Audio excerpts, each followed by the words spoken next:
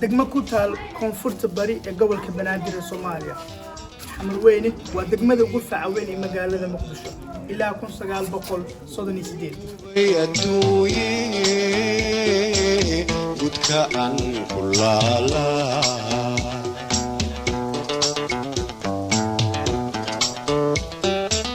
guradiyo nacayb shaha gacanto adsaydiyo maxay baday Xamarweyne waxay kaloo caan ku tahay dhismooyinka dhagaxa qadiimiga ah oo u dhisan qaab ilbaxnimo soo jireen ah. guyaad badan kugubayatuye gudka aan kulala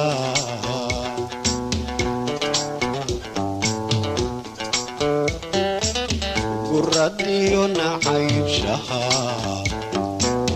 gacanto adsaydiyo maxay baday galiilyada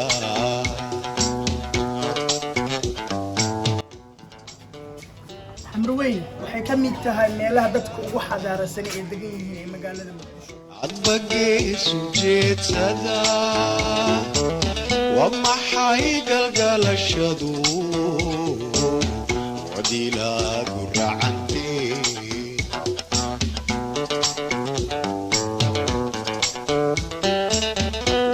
gabaldayamiyaa tahay adbageesu jeedsada waa maxay galgalashadu wadilaagu racantee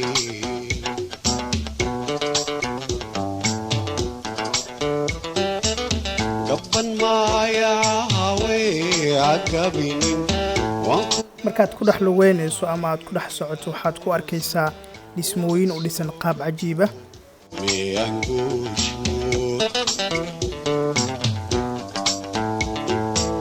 gaban maayahawe agabinin waan ku garab socdaaye agoosan waban soo gado meanguushno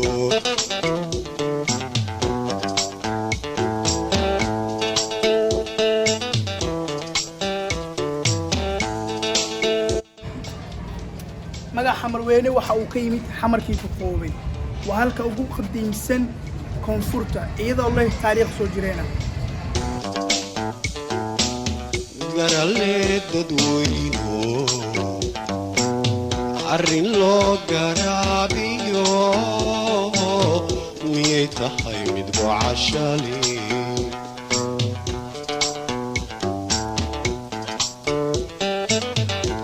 maxadanigada bari dhalinyarta ku nool degmada Xamarweyne waxay jecel yihiin inay meel isugu yimaadaan oo banoon wada ciyaaraan sida maalinta Khamiista iyo Jimcaha oo ay fasax yihiin.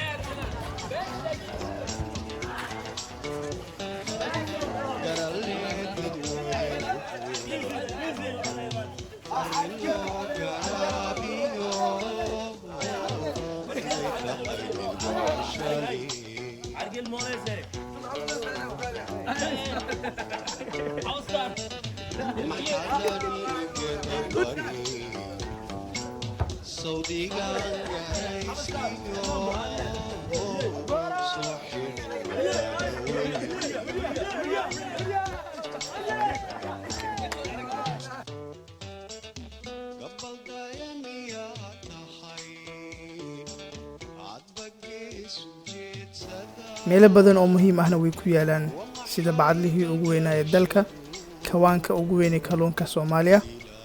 waxay kaloo leedahay degmada masaajido badan oo waqti badan dhisnaa sida masaajidka jaamaca Xamarweyne, Arbaca Rukun iyo masaajida kale. waxaan ugu hadli doonaa fiidiyogan qaybtiisa labaad insha Allah.